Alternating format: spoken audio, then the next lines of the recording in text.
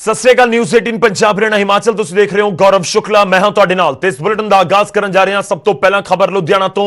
ਲੁਧਿਆਣਾ ਦੇ ਵਿੱਚ ਬਾਰਡਰ ਦੇ ਉੱਤੇ ਕੁਝ ਮਜ਼ਦੂਰ ਰੋਕੇ ਗਏ ਨੇ। ਦਰਅਸਲ ਪਲਾਇਨ ਲਗਾਤਾਰ ਜਾਰੀ ਹੈ ਤੇ ਇਸ ਵਿਚਾਲੇ ਮਜ਼ਦੂਰਾਂ ਨੂੰ ਹੁਣ ਰੋਕਿਆ ਵੀ ਜਾ ਰਿਹਾ। ਸਮਝਾਉਣ ਦੀ ਕੋਸ਼ਿਸ਼ ਵੀ ਹੈ ਕਿ ਥੋੜਾ ਜਿਹਾ ਇੰਤਜ਼ਾਰ ਕਰੋ, ਰੋਜ਼ਗਾਰ ਵੀ ਖੁੱਲ ਰਹੇ ਨੇ ਤੇ ਦੂਜੇ ਪਾਸੇ ਸਰਕਾਰ ਇੰਤਜ਼ਾਮ ਵੀ ਕਰ ਰਹੀ ਹੈ। ਪੰਜਾਬ ਸਰਕਾਰ ਪਹਿਲਾਂ ਹੀ ਕਹਿ ਚੁੱਕੀ ਹੈ ਕਿ 10 ਦਿਨਾਂ ਦੇ ਵਿੱਚ ਅਸੀਂ 200 ਤੋਂ ਵੱਧ ਟ੍ਰੇਨਾਂ ਚਲਾਉਣ ਜਾ ਰਹੇ ਨੇ। ਪੁਲਿਸ ਨੇ ਪ੍ਰਵਾਸੀ ਮਜ਼ਦੂਰਾਂ ਨੂੰ ਰੋਕਿਆ। ਲੁਧਿਆਣਾ ਤੋਂ ਇਸ ਸਮੇਂ ਵੱਡੀ ਖਬਰ, ਮਜ਼ਦੂਰਾਂ ਨੂੰ ਸ਼ੈਲਟਰ ਹੋਮ ਭੇਜਿਆ ਜਾ ਰਿਹਾ ਹੈ। ਪ੍ਰਸ਼ਾਸਨ ਕਰਵਾਏਗਾ ਮਜ਼ਦੂਰਾਂ ਦੀ ਘਰ ਵਾਪਸੀ। ਮਜ਼ਦੂਰਾਂ ਨੂੰ ਸੁਰੱਖਿਅਤ ਵਾਪਸੀ ਦਾ ਭਰੋਸਾ ਦਿੱਤਾ ਜਾ ਰਿਹਾ ਹੈ। तो दो अहम चीज़ां इस समय सामने आ रही ने। एक क्योंकि रोकिया जा रहा है ताकि मजदूर इत्थे रह सकन, लेबर इत्थे रह सके। झोने का सीजन भी सिर दे उत्ते है। कुछ ही दिनों के विच झोने की लुआई शुरू होने जा रही है तो इस विचाले जरूरत मजदूरों की पएगी, प्रवासी लेबर की भी पएगी बहुत वड्डी गिणती दे विच। ते दूजे पासे इस करके भी रोकिया जा रहा है ताकि इन्हों सुरक्षित इन्हों की वापसी हो के ये अपने पिंड पहुंच सकन, अपने सूबे च पहुंच सकन। क्योंकि पैदल तुरे जाते इस समय सब तो वड्डा चिंता का सबब मजदूर बने हुए हैं। रुक करते हैं मेरे सहयोगी इस समय फोन लाइन ते साडे नाल ने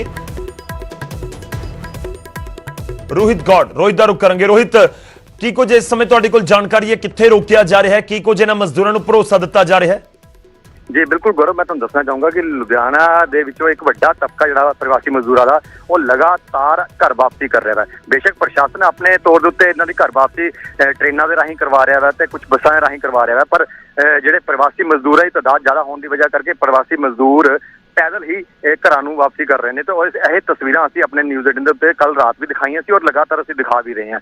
ते उस चीज़ नूं लैके हुण किते ना किते प्रशासन इस हरकत च आया है कि प्रशासन पक्षों उन्हां नूं एक हिदायतां जारी कीती गई पंजाब पुलिस नूं, और पंजाब पुलिस दे तमाम जिहड़े नाके ने वो लुधियाना शहर दे एंटर पॉइंट के उत्ते लगा दिते गए हैं, जिन्हों जिद्दां जिस तरीके नाल असीं कह सकते हैं कि सानेआल दे बाहर एक एंटर पॉइंट के उत्ते उत्थे उन्होंने नाका लगा दिता गया है, फिरोजपुर रोड से लगा दिता गया है, चंडीगढ़ रोड से लगा दिता गया है। तमाम जिहड़े लुधियाना के एंटर पॉइंट है उत्थे उन्होंने नाके लगा दिते हैं और उत्थे जेकर कोई प्रवासी मजदूर उन्होंने पैदल आंदा दिखता है तो उसनूं एक प्राइवेट बस के जरिए उन्होंने उत्थे बिठाया जाता, उस बिठा के उन्होंने शैल्टर होम च ले आया जाता। शैल्टर होम च ले जाने तो बाद उन्हों का मैडिकल जांच की जाती है तो उस तो बाद उन्होंने कहा जा रहा है कि उन्होंने सुरक्षित उन्होंने पिंडा दे विच उन्होंने घरां दे विच वापसी करवाई जाऊगी और उन्होंने वापसी ट्रेनां राहीं भी हो सकती है, बसां राहीं भी हो सकती है। जिहड़ी कि कल बसां चलण की गल की जा रही, शायद उन्हां राहीं भी उन्होंने वापसी करवाई जा सकती है। पर हाल दी फिलहाल प्रशासन ने जिन्ने भी प्रवासी मजदूर है उन्हां नूं एंटर पॉइंट के उत्ते रोकना शुरू कर दिता वा और शैल्टर होम च ले जाना शुरू कर दिता वा और उन्हां नूं घर वापसी सुरक्षित करवाउण दी उन्होंने आश्वासन दिता वा। गौरव, किन्ने के मजदूर ने जिन्होंने रोकिया गया है? ये वक-वक बॉर्डर्स के उत्ते नजर आ रही हैं तस्वीरां? बिल्कुल गौरव, वक-वक बॉर्डर के उत्ते तस्वीरां निकल के सामने आ रही हैं और मैं इस वेले लुधियाना के नैशनल हाईवे नंबर 1 ते मौजूद हैगा। मैं सानेआल दे कोल जिहड़ा एक पुलिस बैरियर लगाया गया है तो उत्थे जिहड़े अफसर हैगे ने उन्हां नाल असीं जदों गल कीती तो उन्होंने साफ तौर पर कहा है कि साडे कोल असीं सवेरे 6 बजे तो लगातार साडा ये नाका चल रहा है और 6 बजे तो लैके हुण तक असीं लगभग 250 तो 300 जिहड़ा मजदूर हैगा वा जिहड़ा कि घर वापसी कर रहा सी, पैदल कर रहा सी, उन्हां नूं असीं रोक चुके हैं और उन्हां नूं शैल्टर होम च पहुंचा चुके हैं ते उन्हां दी हुण घर वापसी असीं प्रशासन राहीं एक तरीके सिर करवाई जाऊगी। ठीक है, शुक्रिया, धन्यवाद साडे नाल जुड़न दे लई। इस पूरी गलबात लई मजदूर इस समय दिक्कत विच ने ते वो सारे असीं देख रहे हैं, पूरा देश इस समय देख रहा है, पर इस सब दे विचाले सरकारां अपने पद्धर दे उत्ते इन्हां नूं रोकण दी कोशिश भी कर रही ने। अपील साडी भी यही जिहड़े प्रवासी मजदूर ने उन्हां नूं कि तुसीं थोड़ा जिहा सबर जरूर होर रखो, संजम होर रखो। एक तां हालात आम वर्गे होने शुरू हो चुके ने, तुहानूं रोजगार की दिक्कत नहीं होएगी ते दूजे पासे सरकारां इंतजाम कर रही ने, थोड़ा जिहा संजम रखना होवेगा। रुक करते हैं इस समय साडे नाल कांग्रेस के सीनियर लीडर लुधियाना नाल ही ताल्लुक रखते हैं रमन बाला सुब्रमण्यम जी जुड़ रहे हैं। रमन साहब, स्वागत है तुहाडा। की कुछ दिशा निर्देश हम सरकार दे रही है जिस तरीके नाल रोके जा रहे हैं मजदूर, क्योंकि पलायन तो बहुत वड्डे पद्धर दे उत्ते हो रहा सी? शुक्ला जी, जे तुहानूं पता होवे कि जमीनी इत्थों दी भी इत्थों लगातार जिहड़ियां मैं ट्रेनां जा रही हैगियां मैं जी, बसां जा रही हैगियां मैं। इनफैक्ट जे कोई बंदे अरेंज कर रहे अपने प्राइवेट व्हीकल से असीं उन्हां नूं भी पास दे रहे हैं। पर प्रॉब्लम सिर्फ इत्थे हुंदी पई है भी जिथे लोग हाईवेज से या रेलवेज के रूट्स से मतलब बिना किसी सेफ्टी गेयर तो या बिना किसी उस तो पैदल चल पे आ, उन्हां दी भी जिंदगी का बड़ा रिस्क हैगा। खाने की इत्थे सारा प्रबंध है, राशन का इत्थे सारा प्रबंध है, पर मैनू जो लग रहा हैगा वै ਉਹ ਇਹ ਹੈ कि भी ਜਦੋਂ ਨਾਲ ਦਾ ਕੋਈ ਬੰਦਾ ਚਲੇ ਜਾਂਦਾ ਤੇ ਦੂਜੇ ਦੇ ਵਿੱਚ ਨਾ ਧੜਕੂ ਜਾਂ ਉਹਨਾਂ ਦੀਆਂ ਕਾਲਸ ਜਿਹੜੀਆਂ ਵਾ ਉਹ ਪੈਨਿਕ ਬੜਾ ਹੋ ਰਿਹਾ ਵਾ। ਫੈਕਟਰੀਆਂ ਖੁੱਲ ਰਹੀਆਂ, ਲੋਕਾਂ ਨੂੰ ਕੰਮ ਵੀ ਮਿਲ ਰਿਹਾ, ਲੋਕਾਂ ਨੂੰ ਪਰਸੂ ਵੀ ਕਰ ਰਹੇ ਆ ਗਵਰਨਮੈਂਟ ਬੜੀ ਅਪੀਲ ਵੀ ਕਰ ਰਹੀ ਹੈ ਕਿ ਵੀ ਤੁਸੀਂ ਇਸ ਤਰ੍ਹਾਂ ਰਿਸਕੀ ਆਪਣੀ ਲਾਈਫ ਨੂੰ ਰਿਸਕ ਤੇ ਪਾ ਕੇ ਬਾਹਰ ਨਾ ਜਾਓ। ਤੇ ਜਿਨ੍ਹਾਂ ਨੂੰ ਵੀ ਕੋਈ ਅਰੇਂਜਮੈਂਟ ਹੈ, ਹਰ ਜਗ੍ਹਾ ਅਰੇਂਜਮੈਂਟ ਕਰ ਰਹੇ ਆ। ਗਵਰਨਮੈਂਟ ਬੜੀ ਸੰਵੇਦਨਸ਼ੀਲ ਹੈ ਇਸ ਟਾਈਮ, ਜਿੰਨਾ ਵੀ ਉਹਨਾਂ ਦੀ ਕਰ ਸਕਦੇ ਹਾਂ ਅਸੀਂ ਕਰ ਰਹੇ ਹਾਂ। ਪਰ ਦ ਅਨੋਰਮਿਟੀ ਆਫ ਦ ਸਿਚੁਏਸ਼ਨ ਇਸ ਸੋ ਕਿ ਜਿਹਦੇ ਨਾਲ ਥੋੜ੍ਹੀਆਂ ਪ੍ਰੋਬਲਮਸ ਹੋ ਰਹੀਆਂ ਵਾ। ਪਰ ਲੋਕਾਂ ਨੂੰ, ਜਿਵੇਂ ਤੁਸੀਂ ਕਹਿ ਰਹੇ ਹੋ, ਵੀ ਬੜਾ ਸੰਯਮ ਰੱਖਣਾ ਚਾਹੀਦਾ ਵਾ। ਲੋਕਾਂ ਨੂੰ ਥੋੜਾ ਜਿਹਾ ਇਤਬਾਰ ਰੱਖਣਾ ਚਾਹੀਦਾ ਵਾ। ਪੰਜਾਬ ਦੇ ਵਿੱਚ ਕੋਈ ਖਾਣ ਦਾ, ਪੀਣ ਦਾ, ਰਹਿਣ ਦਾ ਕੋਈ ਕਮੀ ਨਹੀਂ ਹੈ ਇਸ ਟਾਈਮ ਲੁਧਿਆਣੇ ਦੇ ਵਿੱਚ। ਤੇ ਸਾਡੀ ਵੀ ਅਪੀਲ ਹੈ ਨਾ, ਸਾਰੇ ਜਿਹੜੇ ਮਜ਼ਦੂਰ ਹੈਗੇ ਨੇ, ਭਰਾ ਹੈਗੇ ਨੇ, ਵੀ ਇਹ ਥੋੜਾ ਜਿਹਾ ਇੰਤਜ਼ਾਰ ਕਰਨ, ਆਪਣੀ ਵਾਰੀ ਦਾ ਇੰਤਜ਼ਾਰ ਕਰਨ ਤੇ ਬੜਾ ਸੇਫਲੀ ਆਪਣੇ ਘਰ ਪਹੁੰਚ ਜਾਣ। ਰਮਨ ਜੀ, ਇੱਕ ਚੀਜ਼ ਤਾਂ ਸ਼ਾਇਦ ਤੁਸੀਂ ਮੰਨੋਗੇ ਕਿ ਉਸ ਤਰੀਕੇ ਨਾਲ ਤਾਂ ਇਹਨਾਂ ਤੱਕ ਮਦਦ ਨਹੀਂ ਪਹੁੰਚੀ, ਕਿਉਂਕਿ ਬੇਸ਼ੱਕ ਅਸੀਂ ਲੁਧਿਆਣਾ ਦੇ ਵਿੱਚ ਗੱਲਬਾਤ ਕਰਨ ਦੀ ਕੋਸ਼ਿਸ਼ ਕੀਤੀ ਹੈ। ਹਰ ਕੋਈ ਇਹੀ ਕਹਿ ਰਿਹਾ ਸੀਗਾ ਕਿ ਜਿਹੜਾ ਰਾਸ਼ਨ ਵੀ ਪਹੁੰਚਦਾ ਉਹ ਇੱਕ ਟਾਈਮ ਪਹੁੰਚਦਾ ਹੈ। ਅਸੀਂ 5 ਲੋਕ ਰਹਿ ਰਹੇ ਹਾਂ ਤਾਂ ਪੂਰਾ ਰਾਸ਼ਨ ਇੱਕ ਟਾਈਮ ਦੀ ਰੋਟੀ ਤੱਕ ਦਾ ਵੀ ਸਾਨੂੰ ਨਹੀਂ ਮਿਲ ਪਾਉਂਦਾ। ਤਾਂ ਕਿਤੇ ਨਾ ਕਿਤੇ ਦਿੱਕਤ ਤਾਂ ਹੈ। ਕੋਈ 1000 ਕਿਲੋਮੀਟਰ ਦੇ ਲਈ ਪੈਦਲ ਹੀ ਤੁਰ ਪਵੇ, ਸੋਚਣਾ ਵੀ ਔਖਾ ਲੱਗਦਾ ਕਿ ਇੱਥੋਂ ਦਿੱਲੀ ਪੈਦਲ ਜਾਣਾ ਹੋਵੇ, ਲੁਧਿਆਣਾ ਤੋਂ ਦਿੱਲੀ ਪੈਦਲ ਜਾਣਾ ਹੋਵੇ। ਪਰ ਇਹ ਤਾਂ ਮੱਧ ਪ੍ਰਦੇਸ਼, ਬਿਹਾਰ ਜਾਂ ਯੂਪੀ ਦੇ ਕਈ ਹੋਰ ਜ਼ਿਲ੍ਹਿਆਂ ਤੱਕ ਜਾ ਰਹੇ ਨੇ। ਤਾਂ ਦਿੱਕਤ ਤਾਂ ਲੱਗ ਰਹੀ ਹੈ ਕਿਤੇ ਨਾ ਕਿਤੇ ਹੈ ਕਿ ਇਹ ਇਸ ਕਰਕੇ ਹੀ ਪਲਾਇਨ ਕਰ ਰਹੇ ਨੇ, ਚਾਹੇ ਰੋਜ਼ਗਾਰ ਦੀ ਹੋਵੇ, ਚਾਹੇ ਖਾਣ ਪੀਣ ਦੇ ਸਮਾਨ ਦੀ ਹੋਵੇ। ਜੀ ਮੇਰੀ ਗੱਲ ਸੁਣੋ, ਪਹਿਲਾਂ ਸ਼ੁਰੂ ਚ ਮੈਂ ਤੁਹਾਨੂੰ ਦੱਸਣਾ ਚਾਹੁੰਦਾ ਮੈਂ ਕਿ ਪਹਿਲੇ 2-4 ਦਿਨ ਤਾਂ ਜਿਹੜਾ ਸੀਗਾ ਇਹਨਾਂ ਨੂੰ ਪੱਕਾ ਪਕਾਇਆ ਰਾਸ਼ਨ ਦੇਣਾ ਸ਼ੁਰੂ ਹੋ ਗਿਆ। ਫਿਰ ਹਰੇਕ ਜਗ੍ਹਾ ਤੇ ਅਸੀਂ ਇਹਨਾਂ ਨੂੰ ਕੱਚਾ ਰਾਸ਼ਨ ਜਿਹੜਾ ਹੈਗਾ ਵਾ ਉਹ ਦੇਣ ਲੱਗੇ ਹਾਂ, ਜਿਹੜਾ ਕਿ 8 ਤੋਂ 10 ਦਿਨ ਜਾਂ 12 ਦਿਨ ਹੈ ਵਾ। ਉਸ ਤੋਂ ਬਾਅਦ ਉਹ ਰਿਪੀਟ ਹੋ ਰਿਹਾ ਵਾ। ਮੇਰਾ ਕਹਿੰਦਾ ਹਲੇ ਵੀ ਇੱਥੇ ਕਿਟਸ ਲਗਾਤਾਰ ਆ ਰਹੀਆਂ ਵਾ।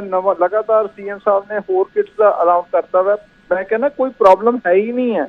ਪ੍ਰੋਬਲਮ ਜਿਹੜੀ ਹੈ ਉਹ ਹੋਮ ਸਿਕਨੈਸ ਦੀ ਹੈ। ਪ੍ਰੋਬਲਮ ਇਹ ਵਾ ਵੀ ਜਿਹੜੀ ਨਾਲ ਦੀ ਜਿਹੜਾ ਪੀਅਰ ਪ੍ਰੈਸ਼ਰ ਹੈਗਾ ਵਾ ਉਹਦਾ ਹੈਗਾ ਵਾ। ਕਿਉਂਕਿ ਇੱਕ ਬੰਦਾ ਕੋਈ ਜਾ ਰਿਹਾ ਵਾ ਤੇ ਉਹ ਕਹਿੰਦਾ ਉਹ ਟ੍ਰੇਨ 'ਚ ਕਿਵੇਂ ਚਲਾ ਗਿਆ, ਮੈਂ ਕਿਉਂ ਇੱਥੇ ਇਕੱਲਾ ਰਹਿ ਗਿਆ। ਉਹ ਜਿਹੜੀ ਸੋਸ਼ਲ ਆਈਸੋਲੇਸ਼ਨ ਜਿਹੜੀ ਇੱਥੇ ਉਹਨਾਂ ਦੀ ਕਰੰਬਲ ਹੋ ਰਹੀ ਹੈ, ਉਹ ਵੀ ਇੱਕ ਮੈਨੂੰ ਲੱਗਦਾ ਵਾ। ਚਲੋ ਠੀਕ ਹੈ, ਹੋ ਸਕਦੀ ਹੈ, ਪਰ ਤੁਸੀਂ ਵਾਕਈ ਇਸ ਚੀਜ਼ ਨਾਲ ਸਹਿਮਤ ਹੋ ਕਿ ਕੋਈ ਸ਼ਖਸ 1000 ਕਿਲੋਮੀਟਰ ਸਿਰਫ ਇਸ ਕਰਕੇ ਤੁਰ ਕੇ ਚਲਾ ਜਾਏ ਕਿ ਮੇਰੇ ਜਿਹੜੇ ਨਾਲ ਦੇ ਨੇ ਉਹ ਟ੍ਰੇਨ ਚੜ੍ਹ ਕੇ ਚਲੇ ਗਏ ਸੀ। ਠੀਕ ਹੈ, ਸਾਡੇ ਨਾਲ ਜੁੜੇ ਰਹੋ। ਇਸ ਸਮੇਂ ਸਾਡੇ ਨਾਲ ਮਹੇਸ਼ਿੰਦਰ ਗਰੇਵਾਲ ਜੀ ਵੀ ਜੁੜ ਰਹੇ ਨੇ, ਸ਼੍ਰੋਮਣੀ ਅਕਾਲੀ ਦਲ ਦੇ ਸੀਨੀਅਰ ਲੀਡਰ ਨੇ, ਲੁਧਿਆਣੇ ਨਾਲ ਹੀ ਤਾਲੁਕ ਰੱਖਦੇ ਨੇ। ਗਰੇਵਾਲ ਸਾਹਿਬ, ਕੋਈ ਦਿੱਕਤ ਹੈ ਹੀ ਨਹੀਂ।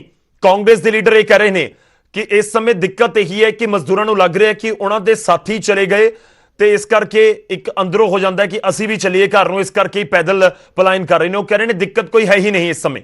ਨਹੀਂ ਦੇਖੋ, ਦਿੱਕਤ ਨਹੀਂ ਕਿ ਮੈਂ ਕਹਿੰਦਾ ਹਾਂ ਕਿ ਉਹ ਵਿਚਾਰੇ ਇੰਨੇ ਪਰੇਸ਼ਾਨ ਸੀ ਮਾਨਸਿਕ ਤੌਰ ਤੇ ਕਿ ਫੈਕਟਰੀਆਂ ਤੇ ਉਹਨਾਂ ਦੇ ਕਾਰੋਬਾਰ ਬੰਦ ਹੋ ਗਏ ਤੇ ਉਹ ਜਿੱਥੇ ਕਾਰੋਬਾਰ ਕਰਦੇ ਸੀ ਉਹਨਾਂ ਸਾਰਿਆਂ ਬੰਦਿਆਂ ਕੋਲ ਆਪਣੇ ਰਿਸੋਰਸਿਸ ਨਹੀਂ ਸੀਗੇ ਤੇ ਉਹਨਾਂ ਕੋਲ ਰੋਟੀ ਖਾਣਾ ਦੀ ਪ੍ਰੋਬਲਮ ਹੋ ਗਈ ਸੀਗੀ ਜੀ। ਤੇ ਆਟਾ, ਦਾਲ, ਚੀਨੀ ਵਗੈਰਾ ਕੁਛ ਉਹਨਾਂ ਨੂੰ ਮਿਲੀ ਨਹੀਂ। ਲੰਗਰ 20-25-30 ਦਿਨ ਬਹੁਤ ਵੱਡੀ ਸਕੇਲ ਤੇ ਚੱਲਦਾ ਰਿਹਾ ਗੁਰਦੁਆਰਾ ਸਾਹਿਬਾਨ ਤੋਂ, ਵੱਖ-ਵੱਖ ਗੁਰਦੁਆਰਾ ਸਾਹਿਬਾਨ, ਆਲਮਗੀਰ ਤੋਂ, ਹੋਰ ਦੂਸਰੇ ਗੁਰਦੁਆਰਾ ਸਾਹਿਬਾਨ ਤੋਂ। ਫਿਰ ਇਹ ਕੋਵਿਡ ਦੇ ਡਰ ਨਾਲ ਡਿਸਟ੍ਰਿਕਟ ਐਡਮਿਨਿਸਟ੍ਰੇਸ਼ਨ ਨੇ ਉਹਦੇ ਵੀ ਰਿਸਟ੍ਰਿਕਸ਼ਨ ਲਾਤੀਆਂ ਤੇ ਜਦੋਂ ਭੁੱਖੇ ਮਰਨ ਲੱਗੇ, ਇਨਸਿਕਿਉਰ ਫੀਲ ਕਰਨ ਲੱਗੇ ਤੇ ਉਹਨਾਂ ਕੋਲ ਕੋਈ ਚਾਰਾ ਨਹੀਂ ਸੀਗਾ ਕਿ ਉਹ ਆਪਣੇ ਘਰ ਜਾਣ। ਇਹ ਬੜੀ ਬਦਕਿਸਮਤੀ ਹੈ ਕਿ ਇਹਨਾਂ ਨੂੰ ਇੱਥੇ ਰੱਖਣ ਵਿੱਚ ਗਵਰਨਮੈਂਟ ਉਹਨਾਂ ਨੂੰ ਪ੍ਰੋਟੈਕਟ ਕਰਨ ਵਿੱਚ ਬਿਲਕੁਲ ਬੁਰੀ ਤਰ੍ਹਾਂ ਫੇਲ ਹੋਈ ਹੈ। ਤੇ ਇਹਦੇ ਲਈ ਤੁਸੀਂ ਕੀ ਕਹਿ ਰਹੇ ਹੋ ਕਿ ਰਾਸ਼ਨ ਨਹੀਂ ਪਹੁੰਚ ਰਿਹਾ ਸੀ? ਰਮਨ ਜੀ ਤਾਂ ਕਹਿ ਰਹੇ ਕਿ ਰਾਸ਼ਨ ਪਹੁੰਚ ਰਿਹਾ ਸੀ, ਅਸੀਂ ਪਹਿਲਾਂ ਪੱਕਿਆ ਪਕਾਇਆ ਦਿੱਤਾ, ਫਿਰ ਅਸੀਂ ਕੱਚਾ ਰਾਸ਼ਨ ਵੀ ਪਹੁੰਚਾਇਆ, ਪ੍ਰਸ਼ਾਸਨ ਨੇ, NGOs ਨੇ, ਸਭ ਤੱਕ ਰਾਸ਼ਨ ਤਾਂ ਪਹੁੰਚ ਰਿਹਾ। ਇਸ ਤਰ੍ਹਾਂ ਦੀ ਕੋਈ ਦਿੱਕਤ ਨਹੀਂ ਹੈ। ਰਮਨ ਜੀ ਦੇ ਪਤਾ ਨਹੀਂ ਕਿਹੜੀ ਐਨਕ ਲੱਗੀ ਹੈ ਜਿਹਦੇ ਨਾਲ ਇਹਨਾਂ ਨੂੰ ਰਾਸ਼ਨ ਪਹੁੰਚਦਾ ਲੱਗਦਾ। ਤੁਸੀਂ ਦੇਖੋ ਚੀਕ ਤਿਹਾੜਾ ਰੋਜ਼ ਸੜਕਾਂ ਤੇ, ਪਰਸੋਂ 800 ਤੋਂ ਵੱਧ ਬੰਦਾ DC ਦਫ਼ਤਰ ਘੇਰਿਆ, ਜਿਹਦੇ ਚ ਉਹਨਾਂ ਨੇ ਕਿਹਾ ਕਿ ਸਾਨੂੰ ਨਾ ਭੇਜਣ ਦਾ ਇੰਤਜ਼ਾਮ ਹੋ ਰਿਹਾ, ਨਾ ਸਾਨੂੰ ਇੱਥੇ ਰਾਸ਼ਨ ਮਿਲ ਰਿਹਾ, ਨਾ ਸਾਨੂੰ ਇੱਥੇ ਤਨਖਾਹ ਮਿਲ ਰਹੀ ਹੈ ਜੀ। ਇਹ ਜਿਹੜਾ ਹੈਗਾ, ਦੇਖੋ ਸਭ ਤੋਂ ਵੱਡੀ ਬਦਕਿਸਮਤੀ ਕੀ ਹੋਈ ਕਿ ਜਿਹੜੀ ਗਵਰਨਮੈਂਟ ਆਫ ਇੰਡੀਆ ਵੱਲੋਂ ਰਾਸ਼ਨ ਦੀ ਹੈਲਪ ਆਈ ਉਹਦੇ ਚ ਕੋਈ ਰਿਸਟ੍ਰਿਕਸ਼ਨ ਨਹੀਂ ਸੀ ਕਿ ਉਹ ਨੀਲੇ ਕਾਰਡ ਵਾਲਿਆਂ ਨੂੰ ਇਕੱਲੀ ਦਿੱਤੀ ਜਾਵੇ। ਉਹਦੇ ਵਿੱਚ ਇਹ ਸੀਗਾ ਕਿ ਜਿਹੜਾ ਵੀ ਪੂਰਾ ਉਹਨੂੰ ਦਿੱਤੀ ਜਾਵੇ, ਕਿਉਂਕਿ ਤਕਰੀਬਨ 2-3 ਲੱਖ ਬੰਦਾ ਇਸ ਤਰ੍ਹਾਂ ਦਾ ਹੁੰਦਾ ਹੈਗਾ ਜਿਹੜਾ ਮਾਈਗ੍ਰੇਟਰੀ ਲੇਬਰ ਹੈ, ਜਿਨ੍ਹਾਂ ਦੇ ਇੱਥੇ ਨੀਲੇ ਕਾਰਡ ਨਹੀਂ ਹੁੰਦੇ ਤੇ ਉਹ ਜਦ ਭੁੱਖੇ ਮਰਨ ਲੱਗ ਪਏ, ਉਹ ਪੈਦਲ ਤੁਰਨ ਲੱਗ ਪਏ। ਉਹ ਇਹ ਦੇਖੋ, ਇਹ ਸਾਰੀ ਗੱਲ ਹੈ ਇਹਦੇ ਚ ਅਟਰ ਫੇਲਿਅਰ ਆ ਗਵਰਨਮੈਂਟ ਦਾ। ਰਮਨ ਜੀ, ਜਿੱਥੇ ਰਾਸ਼ਨ ਪਹੁੰਚ ਗਿਆ ਇਸ ਦਾ ਮਤਲਬ ਇਹ ਨਹੀਂ ਕਿ ਬਾਕੀ ਸਾਰੀ ਥਾਵਾਂ ਤੇ ਪਹੁੰਚ ਗਿਆ। DC ਦਫ਼ਤਰ ਦੇ ਬਾਹਰ ਵੀ ਪ੍ਰਦਰਸ਼ਨ ਦਾ ਜ਼ਿਕਰ ਕਰ ਰਹੇ ਨੇ। ਗਰੇਵਾਲ ਸਾਹਿਬ ਇਹ ਵੀ ਕਹਿ ਰਹੇ ਨੇ ਕਿ ਨਹੀਂ ਪਤਾ ਤੁਸੀਂ ਕਿਹੜੀ ਐਨਕ ਦੇ ਨਾਲ ਦੇਖ ਰਹੇ ਹੋ, ਪਰ ਲੋਕਾਂ ਤੱਕ ਮਦਦ ਤਾਂ ਨਹੀਂ ਪਹੁੰਚ ਰਹੀ। ਮੇਰੀ ਬੇਨਤੀ ਹੈ ਆਪਣਾ ਯਾਦਵ ਜੀ ਕਿ ਤੁਸੀਂ ਇਹ ਦੱਸੋ ਕਿ ਵੀ ਚਲੋ ਇਹ ਪੰਜਾਬ ਦੀ ਗੱਲ ਕਰ ਰਹੇ ਆ, ਫਿਰ ਲੋਕੀ ਲੋਕੀ ਮਹਾਰਾਸ਼ਟਰ ਤੋਂ, ਆਂਧਰਾ ਤੋਂ, ਬੰਗਾਲ ਤੋਂ, ਈਵਨ ਯੂਪੀ ਤੋਂ, ਜਿਹੜੇ ਜੰਮੂ ਕਸ਼ਮੀਰ ਤੋਂ, ਜਿਹੜੇ ਬਾਕੀ ਸਾਰੀ ਜਗ੍ਹਾ ਤੋਂ ਫਿਰ ਮਾਈਗ੍ਰੇਸ਼ਨ ਕਿਉਂ ਹੋ ਰਹੀ ਹੈ ਜੀ? ਤੁਸੀਂ ਮਤਲਬ ਇਹ ਮੈਨੂੰ ਲੱਗਦਾ ਹੈ ਕਿ ਵੀ ਹੋ ਸਕਦਾ ਸਰ ਉੱਥੇ ਵੀ ਸਹੂਲਤ ਨਾ ਮਿਲੇ, ਆਪਾਂ ਉਹਨਾਂ ਨੂੰ ਤਾਂ ਨਹੀਂ ਕਹਿ ਰਹੇ ਕਿ ਉੱਥੇ ਸਹੂਲਤ ਮਿਲ ਰਹੀ ਸੀ। ਨਹੀਂ ਇਹ ਦੋਨਾਂ ਨੂੰ ਤੁਸੀਂ ਕੰਪੇਅਰ ਕਿਵੇਂ ਕਰ ਸਕਦੇ ਹੋ? ਅਸੀਂ ਇਹ ਤਾਂ ਨਹੀਂ ਕਹਿ ਰਹੇ ਕਿ ਹੋ ਸਕਦਾ ਕਿ ਬੰਗਾਲ 'ਚ ਸਭ ਕੁਝ ਮਿਲ ਰਿਹਾ ਫਿਰ ਵੀ ਕਰ ਰਹੇ ਨੇ, ਹੋ ਸਕਦਾ ਉੱਥੇ ਵੀ ਦਿੱਕਤ ਹੋਵੇ। ਮਤਲਬ ਇਹੀ ਗੱਲ ਹੈ ਕਿ 1000 ਕਿਲੋਮੀਟਰ ਕੋਈ ਪੈਦਲ ਤੁਰਨ ਦੀ ਸੋਚ ਵੀ ਕਿਵੇਂ ਸਕਦਾ ਹੈ? ਬਹੁਤ ਜ਼ਿਆਦਾ ਦਿੱਕਤ ਹੋਏਗੀ। ਤੁਸੀਂ ਇਸ ਚੀਜ਼ ਨਾਲ ਸਹਿਮਤ ਹੋਵੋਗੇ ਕਿ ਬਹੁਤ ਜ਼ਿਆਦਾ ਦਿੱਕਤ ਹੋਏਗੀ, ਫਿਰ ਹੀ ਕੋਈ ਸੋਚੇਗਾ ਕਿ ਮੈਂ 1000 ਕਿਲੋਮੀਟਰ ਦੂਰ ਪੈਦਲ ਤੁਰ ਕੇ ਆਪਣੇ ਘਰ ਚਲਾ ਜਾਵਾਂ ਕਿ ਨਹੀਂ ਪਹੁੰਚ ਰਿਹਾ ਰਾਸ਼ਨ। ਤਾਂ ਇਹ ਤਾਂ ਤੁਸੀਂ ਵੀ ਮੰਨੋਗੇ।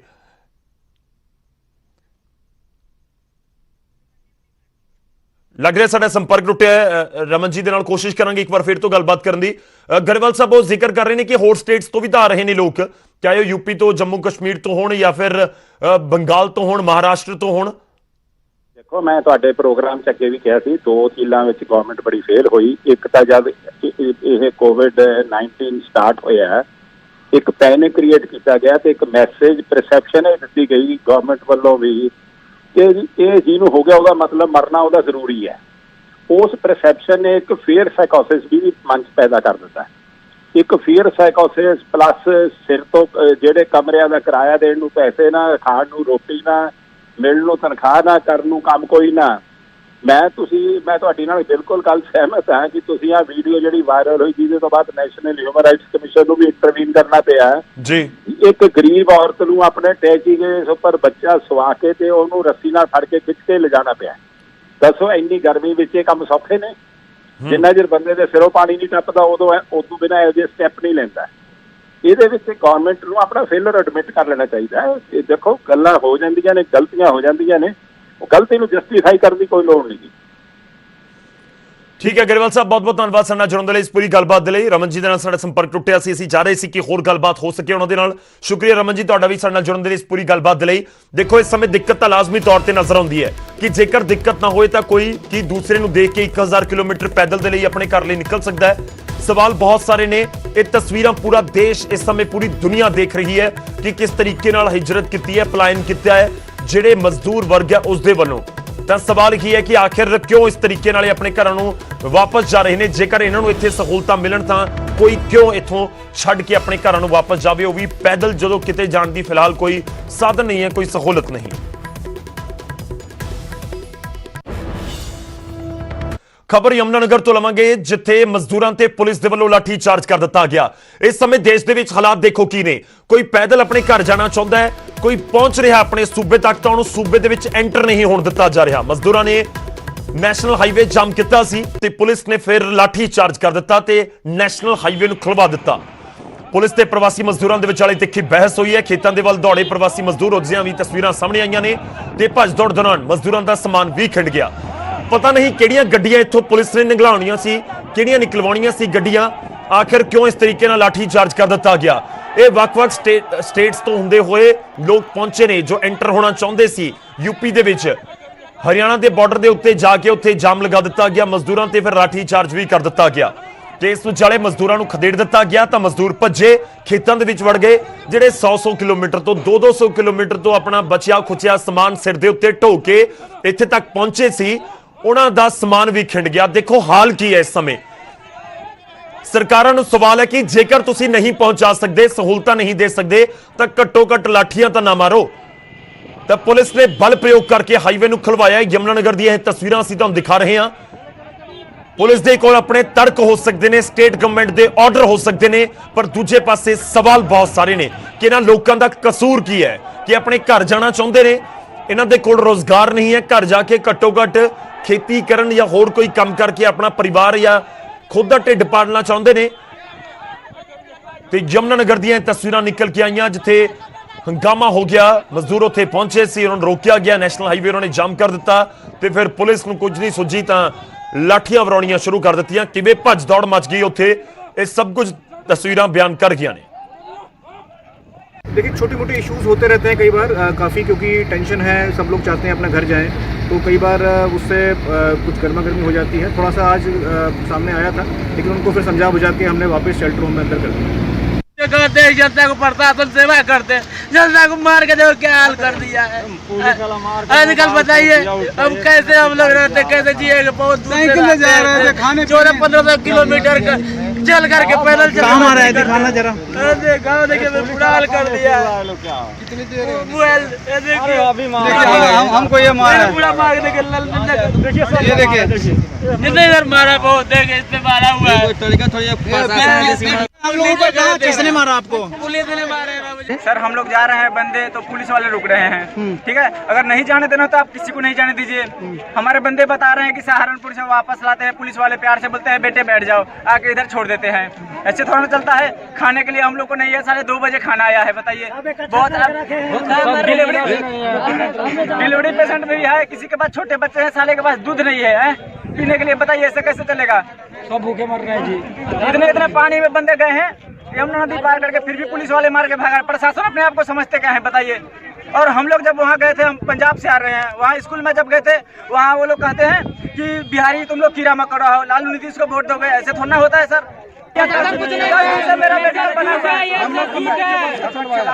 और इस समय हमारे साथ हरियाणा कांग्रेस के अध्यक्ष कुमारी शैलजा जुड़ रही हैं फोन लाइन के ऊपर। आपका स्वागत है बहुत बहुत। किस तरह से इस पूरी कंडीशन को देख रहे हैं, क्योंकि यमुनानगर से जो तस्वीरें आई हैं कहीं ना कहीं वो विचलित भी कर रही हैं। इस बीच सवाल भी उठ रहा है कि आखिर ऐसी क्या जरूरत आन पड़ी कि मजदूरों के ऊपर लाठियां चलवा दी गई। आपका फर्स्ट रिएक्शन इन तस्वीरों के ऊपर चाहूंगा। जी, फर्स्ट रिएक्शन तो यही है कि इस तरह से निर्मम ढंग से जो इन लोगों के साथ पेश आ रहा है प्रशासन, और ये तो सरकार का फैसला है ना। सरकार के पास तो अभी तक कोई नीति नहीं बनी है जो प्रवासी श्रमिक हैं इन्हें अपने अपने यहाँ भेजने की। अगर इनकी पुख्ता नीति होती तो इन मजदूरों को ऐसी गर्मी में, ऐसी कठिन परिस्थितियों में पैदल यमुना पार करके, आप देख रहे हैं रोज तस्वीरें आ रही हैं इनकी, बच्चे हैं, बुजुर्ग हैं, महिलाएं हैं, कैसी स्थिति में वो जा रही हैं। तो सरकार को इनके प्रति संवेदनशील रवैया बरतने की बजाय जो ऐसे हो रहा है ये तो अति निंदनीय है। जी शैलजा जी, कांग्रेस अपने स्तर के ऊपर इस समय क्या कर रही है? क्योंकि राहुल गांधी को हमने देखा वो दिल्ली में सड़कों पर आए मजदूरों से उन्होंने बात की। हरियाणा में कांग्रेस अपने स्तर पर क्या कर रही है ताकि कुछ हद तक राहत इन तक पहुंच सके मजदूरों तक? जी जी जी जी, इसमें 2-3 बातें हैं। नंबर 1, हमारी नेता श्रीमती सोनिया गांधी जी ने पहले दिन ही कह दिया, उन्होंने अनाउंस किया कि अगर सरकार इन श्रमिकों के लिए जो ये रेल से अपने अपने प्रदेश में जाना चाहते हैं, अगर सरकार को दिक्कत है, इनसे किराया वसूल कर रहे हैं, तो कांग्रेस पार्टी उनके लिए सहयोग करेगी। जी, मैंने चिट्ठी लिखी हरियाणा सरकार को, मुझे कोई संतोषजनक जवाब नहीं मिला, मुझे इन्होंने जवाब नहीं दिया। लेकिन फिर एक दिन मुख्यमंत्री जी से बात हुई और उन्होंने हमसे पूछा तो हमने कहा हम बिल्कुल तैयार हैं सहयोग के लिए। हर तरह से पहले दिन से कांग्रेस जन, हमारे चाहे MLA साहिबान हैं, चाहे दूसरे लोग हैं, अपने अपने तरीके से सबने इस कोरोना जो महामारी है इससे लड़ने के लिए पूरा सहयोग दिया है।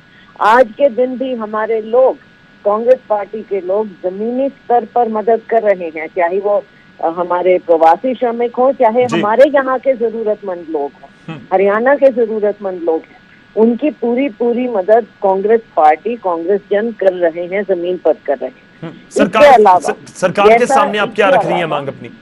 जी, इसके अलावा कांग्रेस पार्टी ने 40 लाख रुपया हमने कोरोना राहत, ये जो रिलीफ कोष है उसमें दिया है।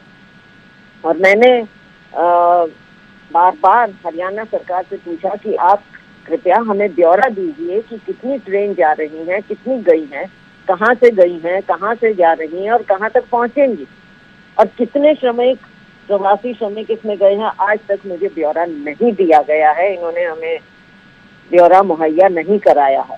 इसके अलावा जमीन पर हमारे लोग, हमारे कार्यकर्ता, हमारे नेता पूरी सेवा करने में लगे हुए हैं। हमारी मांग ये है जी, हरियाणा सरकार से मैं कहना चाहूंगी कि आप जहां एक और इस तरह की स्थिति पैदा हुई, श्रमिक लोग अपने घर पैदल जाने पर मजबूर हैं, तो आपकी क्या पॉलिसी है, कृपया वो बताएं। लोगों के नहीं, सामने रखें। अनिल विज ये कह रहे हैं कि हरियाणा में हम इंतजाम कर रहे हैं, लेकिन पंजाब से जो मजदूर आ रहे हैं, पंजाब अपनी जिम्मेवारी को नहीं संभाल रहा। पंजाब में कांग्रेस की सरकार है, वो पंजाब की सरकार के ऊपर ज्यादा इस समय बोल रहे हैं कि पंजाब से मजदूर आ रहे हैं, दिक्कत इसलिए ज्यादा हो रही है, पंजाब नहीं संभाल रहा।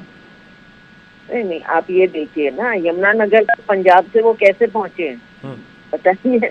यमुनानगर पूरा हरियाणा क्रॉस करके पहुंचे हैं क्या यमुनानगर तक? नहीं, वो कर तो क्रॉस ही रहे हैं मैम, वो तो पैदल तो क्रॉस कर ही रहे हैं। अगर कोई दिल्ली की तरफ जा रहा है तो पूरा अंबाला से लेके सोनीपत तक क्रॉस तो करेगा ही हरियाणा को। हरियाणा, हाँ, तो यही तो बात मैं कह रही हूँ। तो हरियाणा सरकार की क्या पॉलिसी है, क्या पॉलिसी है आप बताइए तो सही। कहा गया कि हम बहुत सारे बसें तैयार करवा के बसों में इनको भेजेंगे, श्रमिकों को भेजेंगे। यही कह रहे हैं कि हम अपने यहाँ के मजदूरों के लिए कर रहे हैं, जो पंजाब से आ रहे हैं उनका क्या करें। मैं इसलिए भी सवाल पूछ रहा हूँ क्योंकि पंजाब में कांग्रेस की सरकार है। आपने अपने स्तर पर कोई बात की हो हरियाणा के स्तर के ऊपर की पंजाब सरकार से कि आप संभालिए उनको, हरियाणा में ना आए? ऐसा है, इसमें मानवता की भी बात है। जो भी है हमारे देश के बाशिंदे, किसी और के देश के नहीं। और ये तो आज के दिन जो ये मानवता की स्थिति पैदा हुई है हरियाणा में या पूरे देश में, हम उसकी बात करें। उसके लिए तो हरियाणा सरकार को कुछ करना चाहिए ना, जो हमारे पास भी आता है। अगर कोई जरूरतमंद है उसके बारे में हम अपनी बात करें। केवल दूसरों पर दोष देने का तो कोई मतलब नहीं है ऐसी स्थिति में। ठीक है, पंजाब अपनी व्यवस्था करे, जरूर करे, दूसरे राज्य अपनी व्यवस्था करें, हरियाणा व्यवस्था करे, लेकिन अगर इस तरह से लोग यहाँ से जा भी रहे हैं तो कम से कम उन पर लाठियां तो मत बरसाइए। ठीक है, लाठियां बरसाने का ये अमानवीय, ऐसे समय में जब मानवता की पुकार है, आप अमानवीय ढंग क्यों इस्तेमाल कर रहे हैं? ठीक है, इसका तो जवाब होना चाहिए ना। सिर्फ ये कहना कि फलाना राज्य फलाना ये, तो गौरव जी की स्थिति ऐसी है, आपातकालीन जैसी स्थिति है। इसमें सबको मानवता दिखाने का समय है, जबकि हमारी संस्थाएं, हमारे लोग पूरी तरह से लगे हुए हैं। सरकार अपनी कोशिश कर रही है। आप देख लीजिए जो हमारे फ्रंट लाइन वॉरियर्स हैं, इसमें पुलिस भी है। ऐसी स्थिति में उनको भी कार्य करना पड़ रहा है। तो जब सरकार ढंग से पॉलिसी नहीं बनाएगी तब तक सब अंडर प्रेशर काम कर रहे हैं। जी, चलिए, शुक्रिया, बहुत बहुत धन्यवाद हमारे साथ जुड़ने के लिए। हमने कोशिश की थी कि भारतीय जनता पार्टी, जो हरियाणा भारतीय जनता पार्टी है, जिनकी सरकार है इस समय हरियाणा में, उनसे भी बात हो पाए, लेकिन अभी वो फोन लाइन पर हमारे साथ नहीं जुड़ पाए हैं। लेकिन इस बीच सवाल तो यही है कि आखिर क्यों लाठियां बांधी जा रही हैं, क्यों इस तरह से उनके ऊपर लाठी चार्ज किया जा रहा है। बहुत बहुत धन्यवाद कुमारी सैलजा जी साडे नाल जुड़न दे लई। हरियाणा कांग्रेस के अध्यक्ष साडे नाल जुड़े हुए सन ते इस विचारे सवाल यही उठ रहे हैं कि आखिर इन्हां तस्वीरां दे लई जिम्मेवार कौन है, कि वाकई ये मजदूर जिम्मेवार ने या फिर दूजे पासे सरकारां, सिस्टम, किसी भी सूबे दियां होण, किसी भी पार्टी दी होवे, ਉਹ ਜ਼ਿੰਮੇਵਾਰੀ है, ਉਹਨਾਂ ਦੀ ਜ਼ਿੰਮੇਵਾਰੀ नहीं ਬਣਦੀ। कि जेकर मजदूरों तक राशन नहीं पहुंच रहा, जेकर उन्होंने रोजगार नहीं मिल रहा, जेकर उन्होंने बच्चे भुखे मर रहे ने, तो फिर वो करन की? अपने घर वाल कूच करते हैं तो राह दे विच पुलिस रोकती है, सड़कों के उत्ते सख्ती है, खेतों के विच भजना पैंदा है। जो सिर के उत्ते उन्होंने समान चुक के गए सी, वो भी समान उत्थे खिंड जाता है। तो सवाल बहुत सारे ने सीधा सरकारां तो यही कि आखिर इस व्यवस्था दे लई, इस पूरे प्रदर्शन दे लई जिम्मेवार है कौन?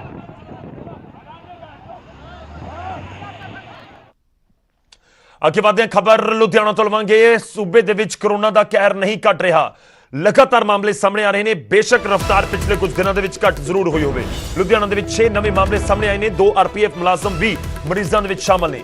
सिविल सर्जन ने इसकी तस्दीक कर दी है। लगातार लुधियाना के मामले सामने आ रहे हैं तो पंजाब दे विच गिणती वध रही है। मुख्यमंत्री कैप्टन अमरिंदर सिंह इसका जिक्र कर चुके हैं कि घट हुए ने, अगे नालों रफ्तार घटी है, पर मामले लगातार सामने आ रहे हैं। लुधियाना तो ये मामले सामने आए हैं तो सिविल सर्जन ने तस्दीक कर दी है। मेरे सहयोगी इस समय साडे नाल जसवीर बराड़ लुधियाना तो। जसवीर, जानना चाहांगे ਜਿਹੜੇ नवे मामले आए ने कित्थों आए ने, की कुछ तुहाडे कोल जानकारी? जी गौरव, टोटल ਜਿਹੜੇ ਕੁੱਲ ਜਿਹੜੇ ਨੇ ਉਹ 6 ਮਾਮਲੇ ਜਿਹੜੇ ਅੱਜ ਸਾਹਮਣੇ ਆਏ ਨੇ। ਉਹਨਾਂ ਦੇ ਵਿੱਚੋਂ 2 RPF ਦੇ ਜਵਾਨ ਨੇ ਤੇ 2 ਰੇਲਵੇ ਮੁਲਾਜ਼ਮ ਨੇ ਜੋ ਰੇਲਵੇ ਕਲੋਨੀ ਦੇ ਵਿੱਚ ਰਹਿੰਦੇ ਸੀਗੇ, ਤੇ ਇੱਕ ਜਿਹੜਾ ਲੁਧਿਆਣਾ ਦੇ ਨਿਊ ਕੁੰਦਨਪੁਰੀ ਇਲਾਕਾ ਹੈਗਾ ਉੱਥੋਂ ਦਾ ਇੱਕ ਮਰੀਜ਼ ਹੈਗਾ, ਤੇ ਇੱਕ ਦਾ ਹਜੇ ਤੱਕ ਜਿਹੜਾ ਹੈਗਾ ਉਹਦਾ ਪਤਾ ਸਪਸ਼ਟ ਹਜੇ ਤੱਕ ਜਿਹੜਾ ਸਿਹਤ ਵਿਭਾਗ ਵੱਲੋਂ ਨਹੀਂ ਕੀਤਾ ਗਿਆ। ਇਹਨਾਂ ਸਾਰਿਆਂ ਦੀ ਪੁਸ਼ਟੀ ਜਿਹੜੀ ਹੈਗੀ ਹੈ ਉਹ ਸਿਵਲ ਸਰਜਨ ਲੁਧਿਆਣਾ ਦੇ ਵੱਲੋਂ ਕਰ ਦਿੱਤੀ ਗਈ ਹੈ ਤੇ ਉਹ ਜੀ। ਜਲਦੀ ਹੀ ਜਿਹੜਾ ਬੱਚਾ ਹੈਗਾ ਉਹਦੀ ਵੀ ਜਿਹੜੀ ਪੁਸ਼ਟੀ ਜਲਦੀ ਜਿਹੜਾ ਪਤਾ ਅਡਰੈਸ ਦੀ ਪੁਸ਼ਟੀ ਜੀ। ਕਰਦੇ। ਸ਼ੁਕਰੀਆ ਜਸਵੀਰ, ਧੰਨਵਾਦ ਸਾਡਾ ਜੁੜਨ ਲਈ। ਇਸ ਪੂਰੀ ਗੱਲਬਾਤ ਦੇ ਲਈ ਤਾਂ ਸਿਵਲ ਸਰਜਨ ਨੇ ਤਸਦੀਕ ਕਰ ਦਿੱਤੀ ਹੈ। ਕੁਝ ਮਾਮਲੇ ਸਾਹਮਣੇ ਆਏ ਨੇ, ਲੁਧਿਆਣਾ ਤੋਂ ਵੀ ਗਿਣਤੀ ਪੰਜਾਬ ਦੇ ਵਿੱਚ ਵਾਧੀ ਹੋਈ, 1950 ਤੋਂ ਪਾਰ ਇਸ ਸਮੇਂ ਹੋ ਚੁੱਕੀ ਹੈ ਪੰਜਾਬ ਦੇ ਵਿੱਚ ਗਿਣਤੀ। ਹਾਲਾਂਕਿ ਬਹੁਤ ਸਾਰੇ ਲੋਕ ਠੀਕ ਵੀ ਹੋਏ ਨੇ, 1000 ਤੋਂ ਜ਼ਿਆਦਾ ਜਿਹੜੇ ਮਰੀਜ਼ ਠੀਕ ਵੀ ਹੋਏ ਨੇ ਪੂਰੇ ਪੰਜਾਬ ਦੇ ਵਿੱਚ। ਉਹ ਇੱਕ ਵੱਡੀ ਰਾਹਤ ਦੀ ਖਬਰ ਵੀ ਹੈ। ਫਿਲਹਾਲ ਇਸ ਬੁਲੇਟਿਨ ਦੇ ਵਿੱਚ ਨਹੀਂ, ਇਜਾਜ਼ਤ ਦਿਓ, ਧੰਨਵਾਦ।